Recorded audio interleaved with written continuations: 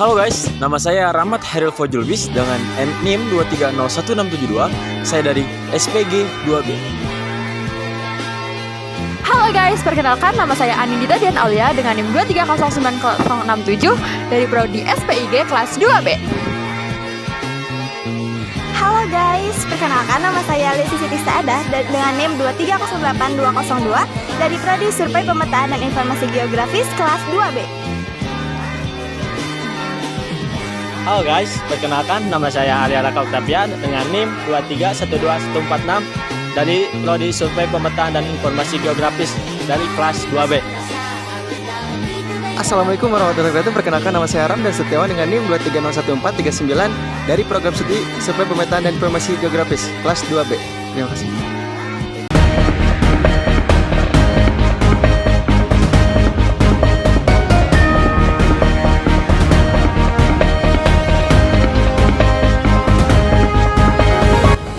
Dapat diartikan sebagai suatu kesenjangan antara apa yang diharapkan dengan apa yang terjadi.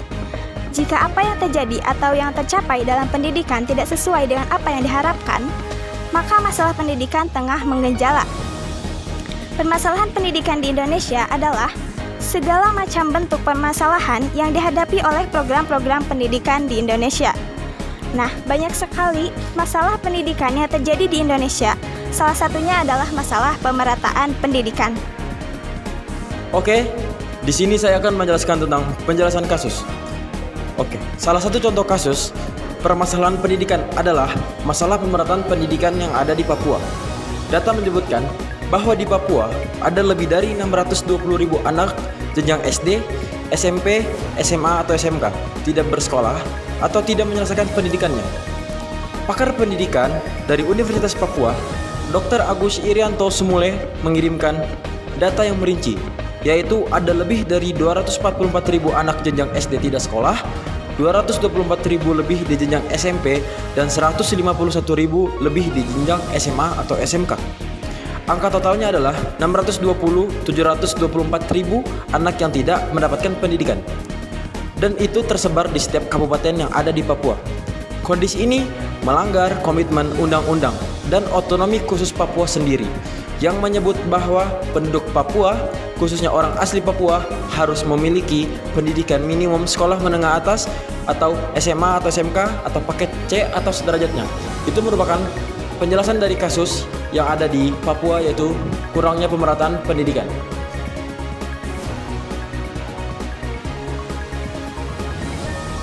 Di sini saya akan menjelaskan tentang kelanjutan permasalahan pendidikan yang ada di Papua.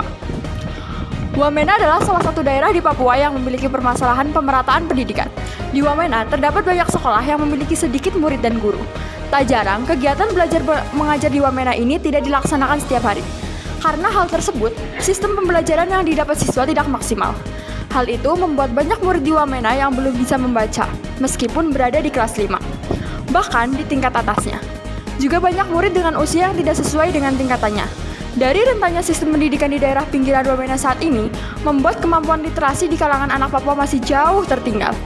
Bahkan, berdasarkan BPS tahun 2022, Papua disebut sebagai provinsi dengan penduduk buta huruf terbanyak, lantaran hanya sekitar 18,81% masyarakat yang bisa membaca. Adapun faktor-faktor penyebab permasalahan pendidikan di Papua yaitu kurangnya tenaga pendidik yang disebabkan kurangnya fasilitas pendidik seperti sekolah tingkat tinggi yang berada di Papua untuk mewujudkan SDM di sana untuk menjadi tenaga pendidik. Dua, yaitu kurangnya anggaran pendidik bisa saja disebabkan karena korupsi yang dilakukan oleh pemerintah setempat, seperti contoh kemarin yaitu Gubernur Papua yaitu Lukas NMB yang ditetapkan korupsi oleh KPK. Tiga, yaitu fasilitas pendidik yang tidak memadai.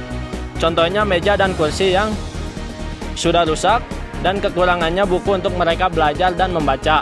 Dan yang terakhir yaitu kendala geografis di Papua. Seperti kita semua ketahui bahwa Papua berada di dataran tinggi yang menyebabkan sulitnya medan untuk mengakses daerah tersebut. Solusi permasalahannya dengan cara menambah guru OAP orang asli Papua karena dinilai lebih memahami medan di lapangan serta menambah guru dari luar kota untuk berkolaborasi agar pendidikan di Wamena dapat berkembang dengan baik dan cepat. Menambah dan memperbaiki fasilitas belajar di daerah Papua. Membuat rencana anggaran pendidikan yang lebih sesuai.